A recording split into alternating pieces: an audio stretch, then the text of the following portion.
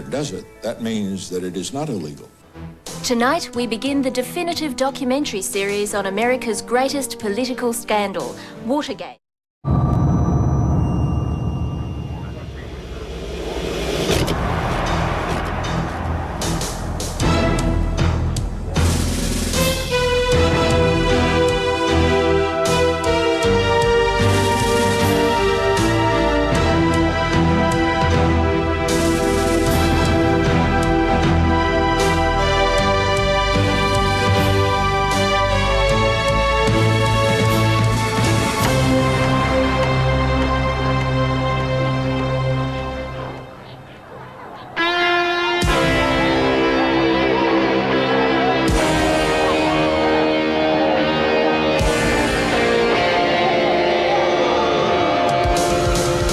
In May 1970, President Nixon's America was in uproar. He had won election, pledged to end the war in Vietnam, but now he escalated it. Thousands of demonstrators laid siege to the White House. At 4:30 in the morning, I found myself in the Secret Service command post in the old Executive Office building. And then, just out of the blue, out of a loudspeaker, comes the message sort of crackling through that Searchlight is on the lawn. Well, that just hit me as hard as it can hit you, because that tells you the president is outside the mansion, he's out on the lawn, and it's 4:30 in the morning. He doesn't belong out there. It was not a good time to have a president on the loose. Earlier that week at Kent State University, 4 students had been shot dead by the National Guard. Nixon feared that a war the Democrats had got the country into would cost him his re-election. There was just an eruption of fury around the country, a lot of young people descending on Washington. So we had to move quickly to try to figure out, how do we protect the White House? How do we protect the city? The idea was raised, well, maybe we should just, like they did in the Old West, circle the covered wagons and protect it that way. Behind the barricade of buses, the president tried to defuse the situation before the big demo. He called a press conference in time to reach the students driving to Washington. Would you be seated? Nixon, who had treated the anti-war movement as traitors, now changed his tune. What do you think the students are trying to say in this demonstration? They're trying to say that they want to stop the killing. They're trying to say that they want to end the draft. They're trying to say that we ought to get out of Vietnam. I agree with everything that they're trying to accomplish. After his press conference, the president was restless, worrying about how his new line had been received. At 4 in the morning, he gave up trying to sleep, and it was then that the White House aide on duty heard that Searchlight was on the lawn. I immediately put a call through to John Ehrlichman and said, the president is outside, I'm not sure what's going on. Bud Krogh called me in the middle of the night, woke me up to say that the president was moving and that he appeared to be intent on going out to the mall to hobnob with the protesters and students and the others who were gathered there. And what should he do? He said, go over and render assistance immediately. The president made for the Lincoln Memorial. There, at the foot of the steps, Bud Krogh caught up with him. The president was directly engaged in conversation with a number of young people who were wearing combat clothes, peace symbols, long hair. He just kept rambling, and he'd go from city to city, and then he'd stop on a city, and if he thought of a sport in that city, he'd start talking about it. You know, like he got to California, and he thought of surfing, so then that stopped him, and he'd look up and say, are there any surfers? And then he'd start talking about surfing. Krogh nervously maneuvered the president back into the car, but Nixon insisted on continuing his tour. Just about that time, I guess you could say the cavalry arrived. We had the top White House staff. I was very relieved to see them. I was concerned that we know exactly what the president had said and what the kids had said, so that we had some basis for admitting or denying what took place. The president said, "Now let's all walk back to the White House." And I had to explain to him that he couldn't walk back to the White House. The White House was barricaded by buses, and we wouldn't be able to get in, even though he had a pretty good ID card. The president's gesture of conciliation failed.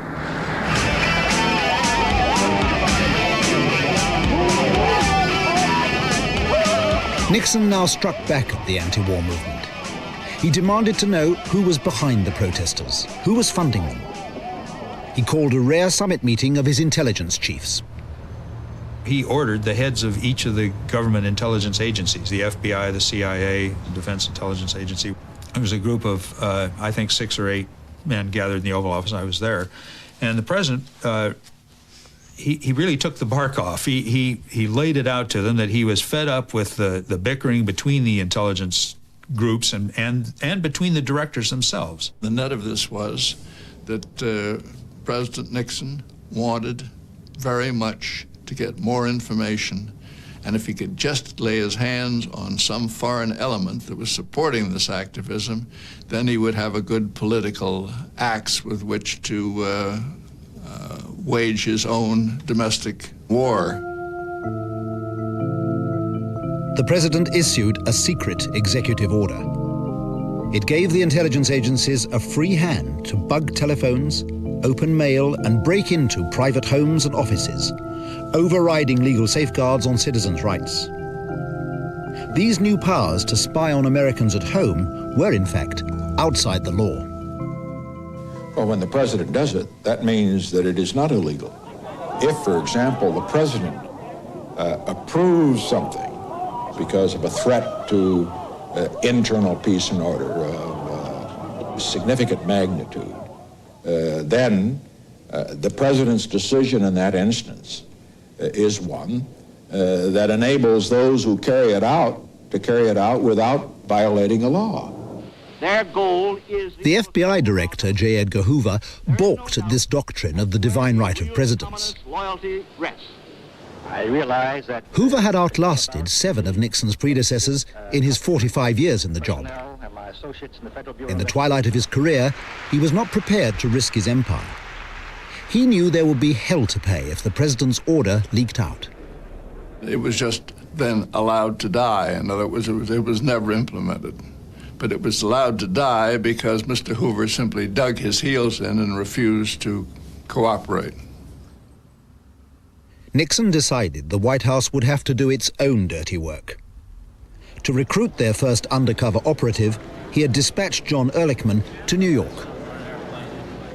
He arrived at LaGuardia on a Washington plane with an entourage of assistants. Typical, you know, everybody had attaché cases, leather cases, newspapers, bulky papers under their arms, and I stood by waiting, and finally Mr. Ehrlichman, very officious, made it known he wished to interview with me in connection with taking an assignment with the President of the United States. So for political things, for personal things, things that were non-governmental, we used Lasowitz, and we paid him. Mr. Ehrlichman said that should it be disclosed or should it come out, leak out or whatever, that I was on working for the White House, it would be denied. His first job was to dig up dirt on Chappaquiddick, the controversial drowning incident which destroyed Senator Edward Kennedy's presidential chances. Ulasewicz traveled the country in search of damaging information on the Kennedys and Nixon's other enemies. Who gave me my assignments, they came from anywhere around the throne, whether it was from Nixon himself, whether it was Haldeman or Ehrlichman, and it really didn't matter to me. I didn't care if Jehoshaphat was in charge. I did the job as I was asked to do.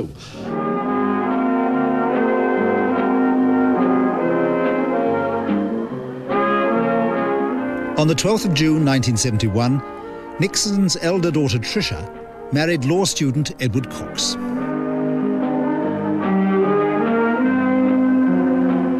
The president described it as his happiest day in the White House.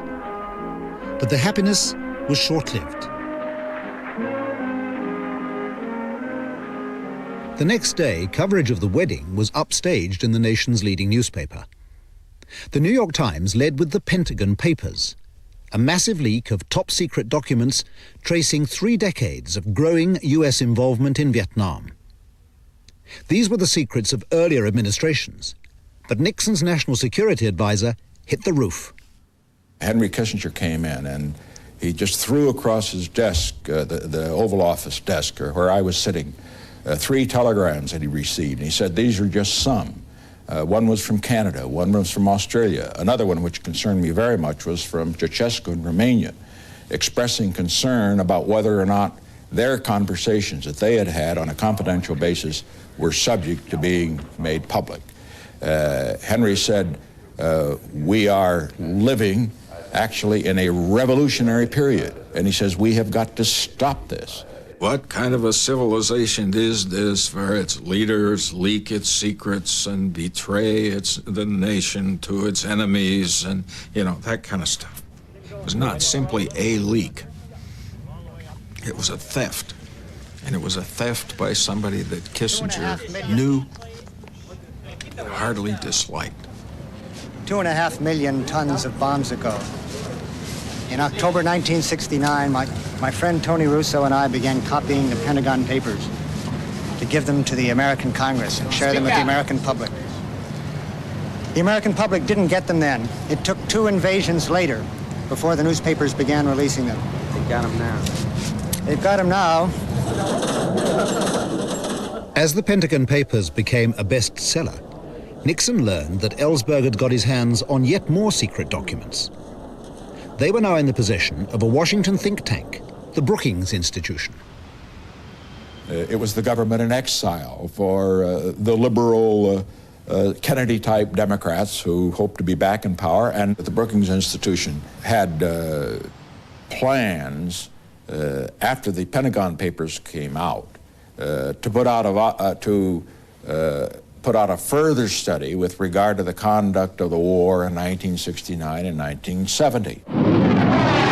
1969 was the year Nixon came to power. This new study threatened to expose his own secret negotiations. I was in the president's office one night, and the president turned to me and he said, you get a hold of John Ehrlichman and you tell him to get a hold of the Pentagon, to get a hold of the FBI, do whatever is necessary. I want those documents back from Brookings. The president's private eye was told to case the joint. And they bring me in for this thing with this Brookings Institute. And I went in as a tourist, and I reported by phone, no written report, that it was certainly a great-looking establishment, all marble halls, well guarded. To get past the guards, Colson proposed to Ehrlichman an unorthodox approach. He came up with this idea to start a fire. And in the confusion of fighting the fire, somebody would go in and lift these papers. I said, I don't care how you do it, the president wants the papers back. That's all I know. Word of Colson's scheme reached the president's young counsel, John Dean.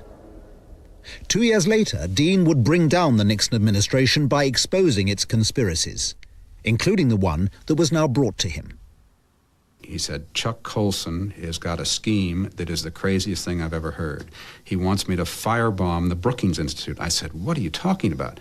So I immediately went in to see Ehrlichman, told him of the absurdity of this plan and scheme, and found a very unruffled John Ehrlichman who sort of looked up over his glasses at me and raised his eyebrows, and he said, well, maybe we should call it off. 10 days later, the New York Times published another damaging leak. An innocuous-looking story gave away to the Soviets the US fallback position in nuclear missile negotiations. The president summoned Ehrlichman and his protege, Bud Krogh. When I walked in, the president was standing up behind his desk. Then he started to pace back and forth, and he told me that this kind of leak was intolerable, that we just could not stand any more of them. I remember him slamming his fist into his hand, saying how dangerous this was and it had to be stopped. He wanted lie detector tests given to everybody. He wanted the name of the guy who was responsible. He wanted telephone taps. He wanted, this and that and this and that. A lot of hyperbole, a lot of hubris in the Oval Office. The president's demand for lie detector tests on a massive scale was recorded, like everything said in the Oval Office, by the hidden taping system he had just installed. Nixon's first target was his foreign policy staff. What I want the polygraph. I want that to be done now. That should include everybody in the NSC staff, for example, you start with that. Include about 100 people that probably 400 or 500 in state, 400 or 500 in Senate, and 200 or 300 over at CIA. And that's it.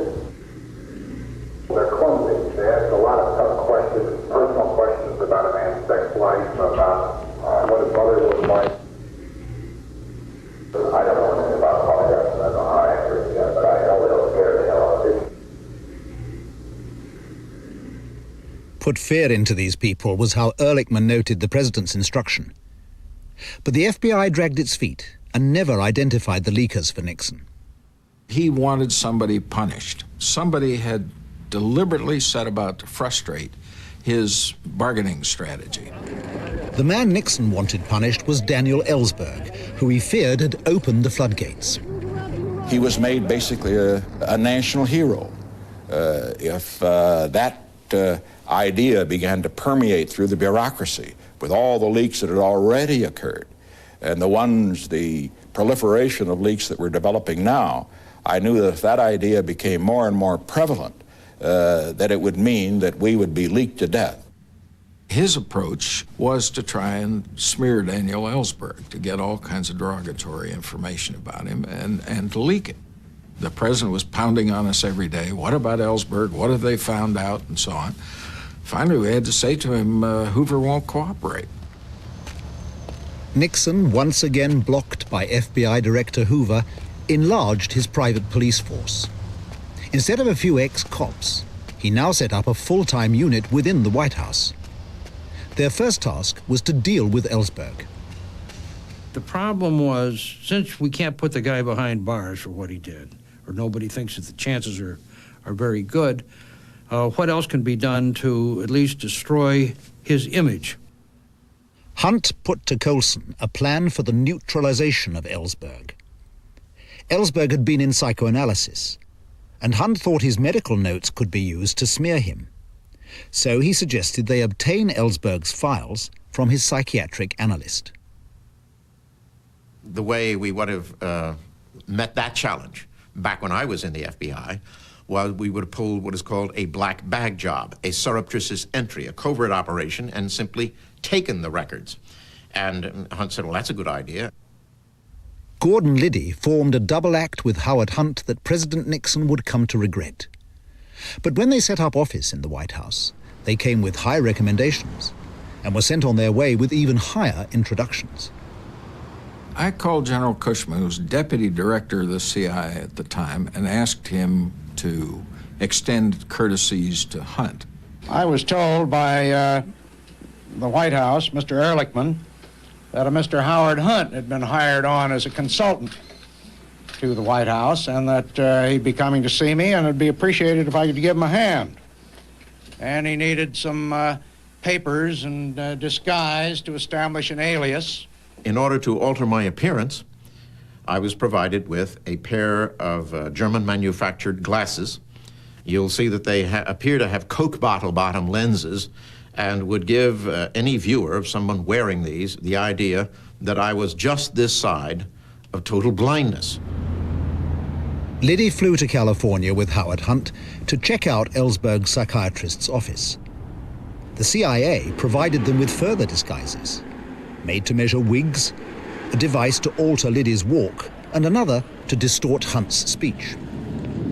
So there we were, walking about in Los Angeles, in the heat, sweating under these very well-fitting wigs, I stumbling along like a cripple, Howard Hunt babbling along like this, all courtesy of the Central Intelligence Agency.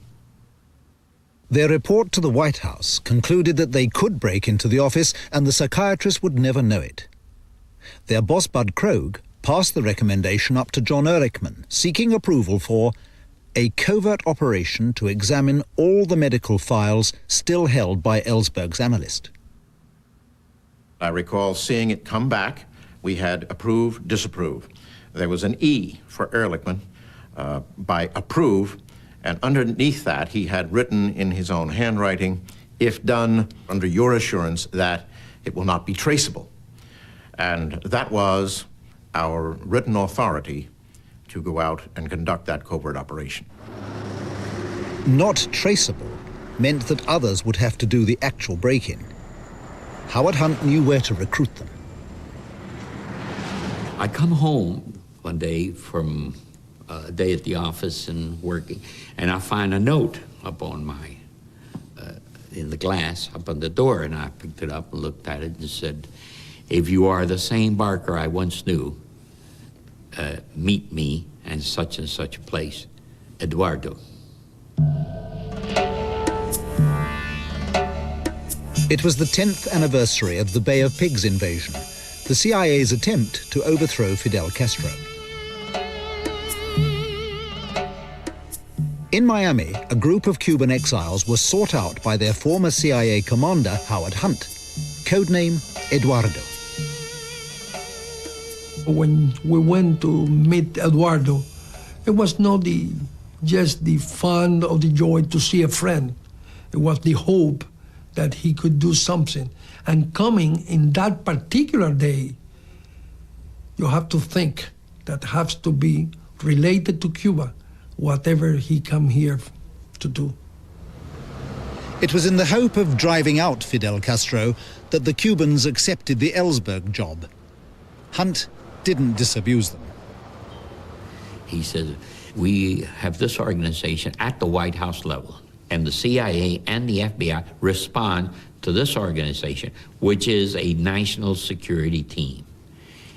And this is when he said they call us the plumbers, because we are there to stop the leaks at the White House. The operation Ehrlichman had authorized was ready to go. But did the president know what his White House plumbers were doing in Los Angeles? Now we have a situation where the question is whether Ehrlichman informed me that these two men were going to California. He may well have. And if he had, I would have said, go right ahead. What we were engaged upon was something that had the full and hearty support of the executive branch of the United States government. You can do no wrong. Now the men who were to be key figures in Watergate undertook their first illegal operation for the president. They planned to get in through a door they had unlocked, but to their surprise, somebody had locked it again. I said, look, behind these bushes is a window. Now, the window did have steel bars on it. I said, you know, just wrench those off with this equipment we had. They were very powerful men anyway, and they did. We were looking all and searching all over, and we could not find anything with the name of Ellsberg. And we took a photograph of some cabinets that we broke in, just as a proof that we were there and we were doing our job. That was all. Back in Washington, Krogh saw the photographs and realized that the Ellsberg operation was more than he had bargained for. They had gone in and basically trashed the office, that rather than it being a covert operation, something that would not be traceable, it looked to me as if this had been a major, major mistake. It mainlined right back to the president. Usually, when something goes wrong out in a department or an agency, they assume responsibility and the White House stands away from it. When you have White House people involved, you can't do that. The problem here is we didn't have close enough control. And as I would say, I hope that never in the future does the president have to have another so-called private police force of 4 doing so much work in a number of very important areas, and most of which was justified. Despite the fiasco, no one got the sack. Indeed, Gordon Liddy, seen here with Nixon, was promoted to an even more sensitive post. The Ellsberg affair became one of the president's darkest secrets as he prepared for the election year. As the campaign began, the Democrats threw themselves into the primaries. Ed Muskie fought it out with his main rival, George McGovern, in the contest for the Democratic nomination. Nixon upstaged the primaries.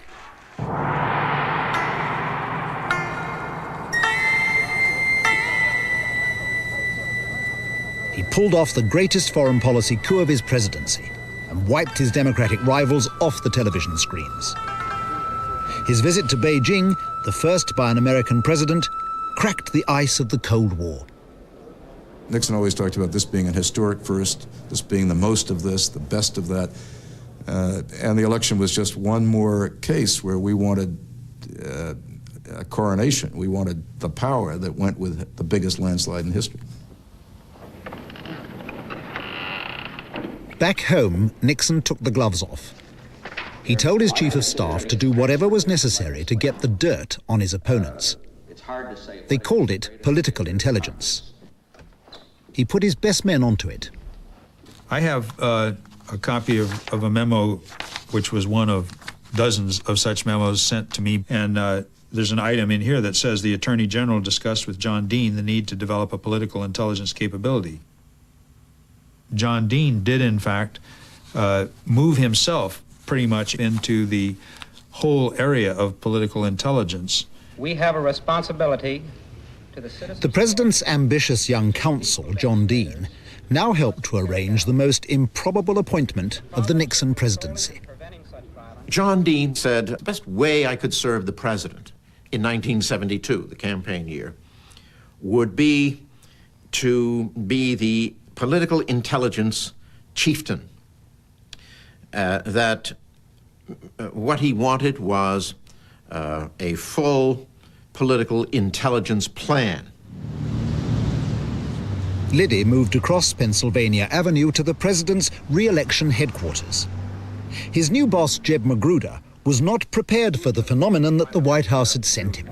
I have lots to talk about with people over the White House. Liddy was in the office and I said something as an aside that wouldn't it be good if we could get rid of Jack Anderson? Jack Anderson's column was a thorn in the side of the Nixon campaign. Liddy knew how to remove it. Gordon Liddy emerged from the office. He brushed by me and he said, Jeb just told me to take care of Jack Anderson. He said, what's that? I said, I am to kill Jack Anderson. I am on my way to kill Jack Anderson. He said, oh my God. He took off like a deer, running down the hall. I then went into Magruder's office and I said, Jeb, did you just tell him to rub out Jack Anderson? He came back in and I said, Gordon, I was just talking off the cuff. I wasn't serious. And Liddy looked at me with that stern, sort of macho look, and he said, never give me an order for a hit job that you don't mean, because I'll do it. Liddy was impatient to get on with his intelligence operation. Bypassing Magruder, he went straight to the White House to ask John Dean just how big he was supposed to think. I said, well, if you're talking about an all-out, full offensive and defensive capability political intelligence operation, you're talking about one hell of a lot of money, first of all. And he said, how about $500,000 for openers? And I said, well, you're in the ballpark there. Liddy promptly produced a $1 million plan. He needed the approval of Attorney General John Mitchell, whom Nixon had selected to run his campaign. In Mitchell's office in the Justice Department, the temple of law enforcement, Liddy presented his plan, codenamed Gemstone. Gordon had with him these very expensive, well-done charts. I think there were 7 of them. Each had different code names, and each one described some type of activity that would, in a sense, harass the Democrats.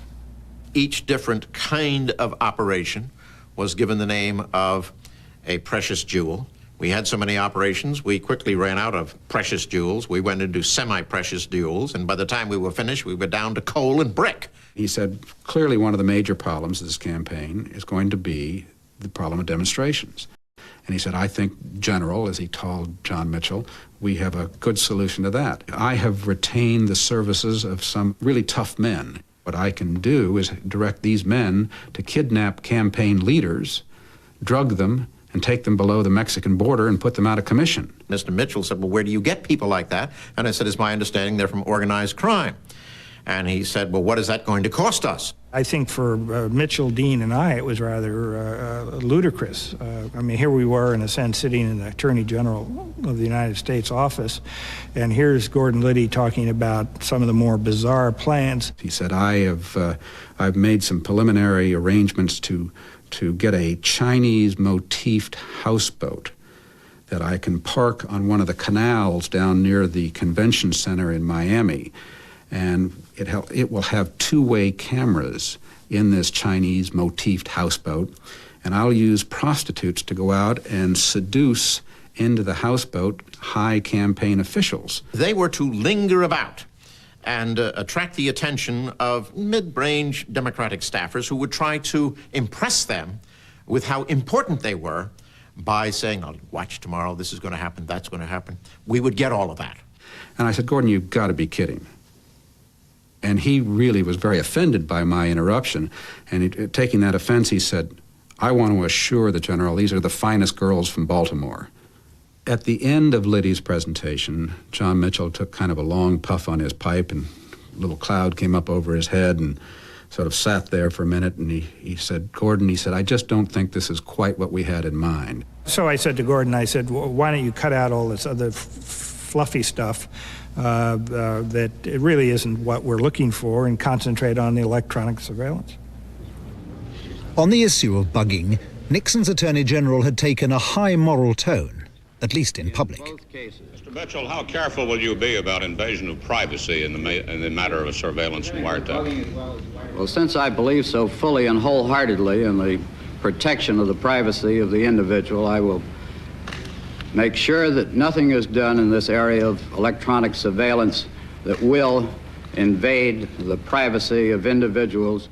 This same Mitchell sat down a second time to hear Liddy's revised plan to bug the Democrats' headquarters. Before he could finish, John Dean spoke up. I just said, gentlemen, I just don't think that the things that are being discussed here ought to be discussed in the office of the Attorney General of the United States. Dean ran away, got in an elevator, and took off. He did not want me to start building him a new ass the way I did the last time. But I had Magruder, and I really ripped into Magruder saying, you know, what's going on here? In desperation, Liddy turned for help to Howard Hunt, his old partner in crime. Liddy said, look, you've got this great friend and principal in the White House, Chuck Colson. He's got all kinds of influence. It's very important to me that this gemstone project go forward because it's my career. Will you introduce me to Colson? It was about 5:30, 6 o'clock one night, a typically frantic day in the White House. My secretary says, Howard Hunt is here, has a friend with him. I'd never met Gordon Liddy. I started talking about our problem about getting a decision on the gemstone plant. Colson did not want to hear about the gemstone plant. He said, wait a minute. I don't want to hear any of this. What you need is a decision, correct? Yes. I said, fine. Picked up the phone, called Magruder. I said, Jeb, these guys are in here. They can't get a decision. What are you guys going to do? Either give them a yes or a no. Don't leave them hanging. What he did was clearly indicate to me he wanted, the president wanted, he always used the president, wanted to get this thing off the dime, get it going. So he wanted me to make a decision. There was pressure from the White House, from me, and from the president to the committee to get their campaign intelligence activity going. Nixon was most concerned about one Democrat, Larry O'Brien, often his most effective critic. I thought this administration was a law and order administration. O'Brien was, at that time, the chairman of the Democratic National Committee, the head of the Democratic Party, and at the same time was taking into his own pocket a very, very substantial fee from Howard Hughes. The billionaire recluse Howard Hughes had for years been making clandestine payments to both political parties.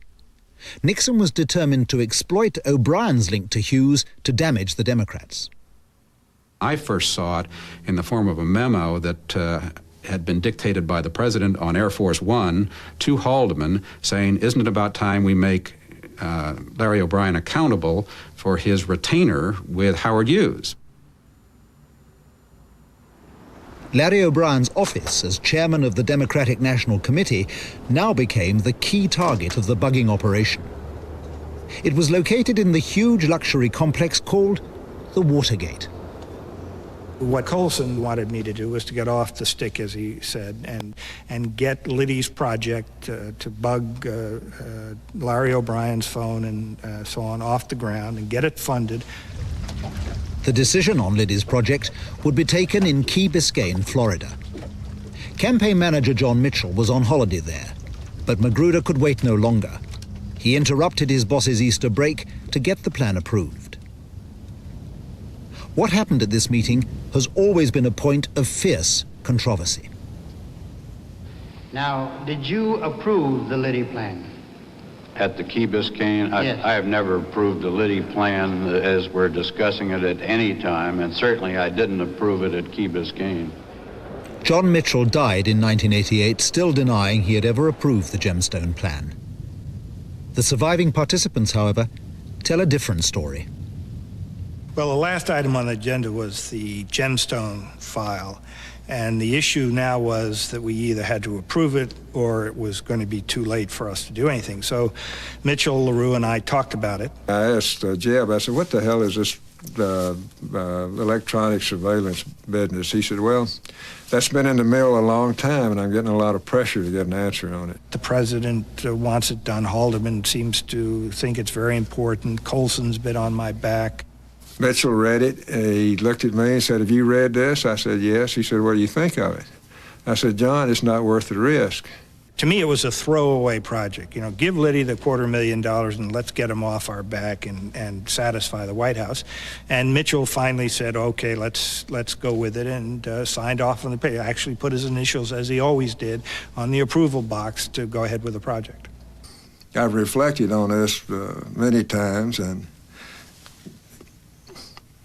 at the Key Biscayne meeting, or even after that, had I gone to Mitchell and said, John, this is crazy. I mean, this is a harebrained scheme. It's not going to do a damn thing but get us in trouble.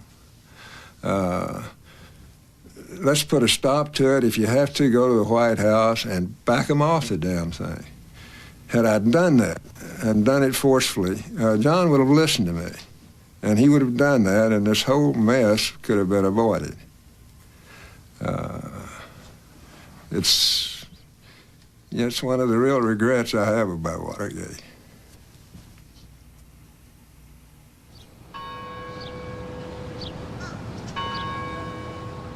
The president's campaign director had finally allowed Liddy's plan to go forward. But did the White House know? This program has uncovered the only existing written evidence of the authorization of the Watergate project. For 20 years, it was thought that all copies of this memorandum had been deliberately destroyed by the aide who wrote it for Haldeman. I have here a talking paper, so-called, for John Mitchell from Gordon Strachan to me, and what this is a paper that Strachan prepared prior to my planning to meet with Mitchell. This is a truly amazing document to surface at this late date. And what the document says is that Gordon Liddy's intelligence operation proposal, $300,000, has been approved, right there in big black and white letters.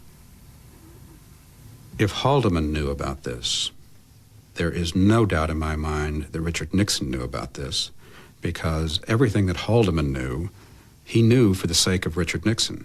And it's just inconceivable to me that this type of information, which Nixon loved, would not be shared with him.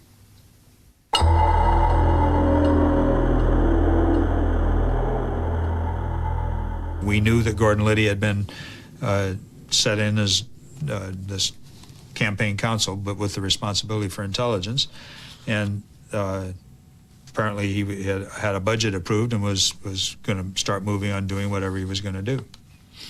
I was called in by Jeb Magruder to his office, and he said, can you get into the Watergate office building?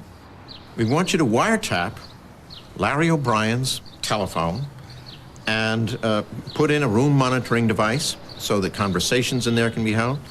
Anything that's available, we want it photographed. To photograph the documents, Liddy rehired the Cubans who had handled the Ellsberg job. If anything went wrong, they could not be traced. But the man he chose to bug the phones mainlined straight back to the president. I took the decision, a dangerous gamble and risk, something I had told people I wouldn't do, and I recruited Mr. James McCord, who was the security chief of the committee to re-elect the president.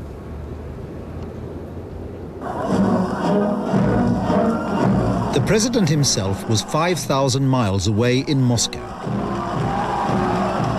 He crowned a year of foreign policy triumphs by signing the first nuclear arms limitation agreement with the Soviet leader Leonid Brezhnev. On Sunday, the 28th of May, he concluded with a speech to the Russian people on television.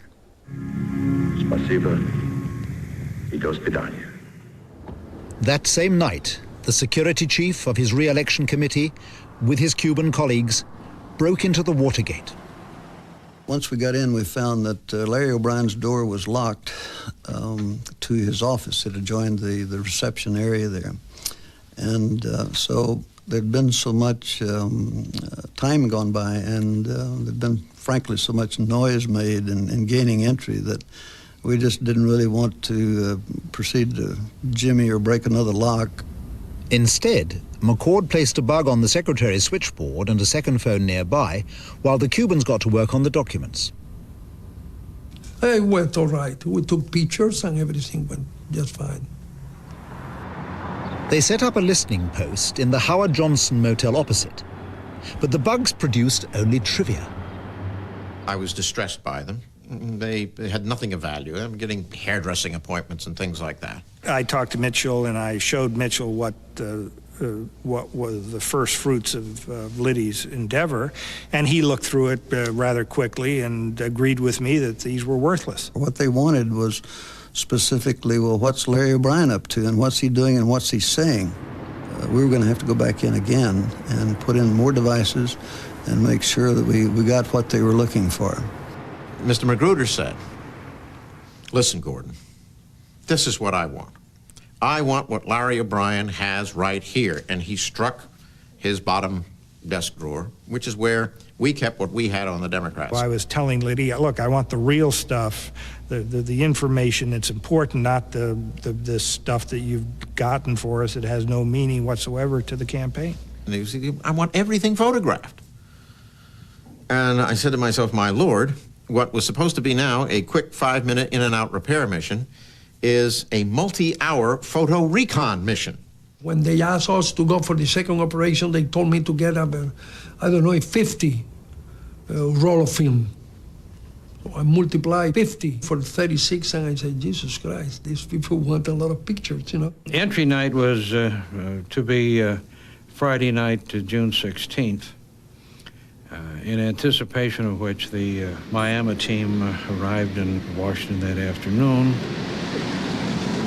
I was not happy that day, and I was not happy before that day. I mean, the operation went in a way that was not showing professionalism. Besides, I have a personal problem. That day I got divorced, you know, and I was kind of relieved and upset at the same time, you know. Everything went wrong. The judge that divorced me died that night, too. The Cubans rendezvoused with their bosses, Hunt and Liddy, in the Watergate Hotel. Jim McCord and his assistant were across the street in the Howard Johnsons, waiting until the coast was clear. There was a man working in the back very, very late. I mean, he stayed and he stayed and he stayed. It's a Friday night. I mean, this was some dedicated Democrat. We thought he'd never go home. Finally, about 1:45, the word came from across the way at the lookout. Jim said to whoever he was talking to on the phone, I think we can make a go. And with that, he said, Al, you're going to remain here. And he walked over to the bed and he took a walkie-talkie. He said, I want you to use this.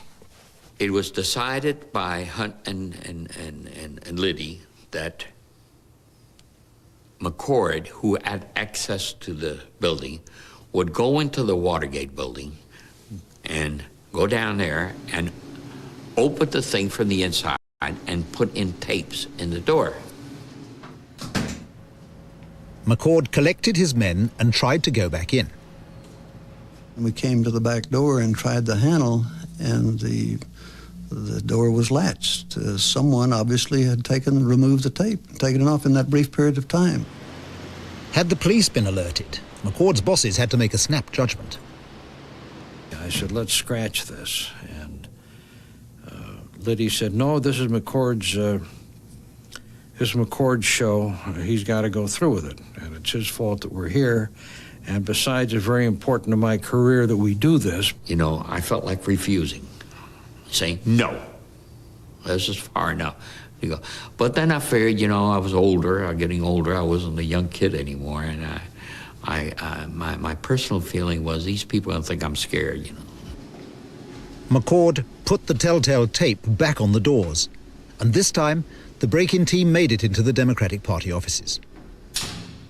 We were in contact by transceiver with our men inside the Watergate and also with the lookout, Mr. Baldwin, across the street. Now the reception area to the Democratic headquarters lights up, the actual reception room, which I can see directly across from where I'm standing. And I know 3 individuals come into the reception area. Base to Unit 1. Are any of our guys dressed casually or are they in suits? 1 to 3, negative. All our people are in business suits. Why? Well, we've got a problem. Shit. 1 to 2, are you reading this? Come in. 3 plainclothes policemen discovered the break-in team crouched under some desks and ordered them to come out with their hands up. Out comes a fellow, a middle-aged man, one of the Miami men dressed in a suit. They were more nervous than we were when they found us there. I mean, we were dressed up and we were not the common burglar. Here comes a second man out from behind the second desk, and he's dressed in a suit. And he doesn't look like a burglar either. They come in waving guns and so forth. This is the police. What are you guys doing here? They were wired. They were hyper. It didn't all add up. It didn't compute with them what was going on and who they had, except they knew we didn't belong there. The break-in was over. But for President Nixon, Watergate had barely begun.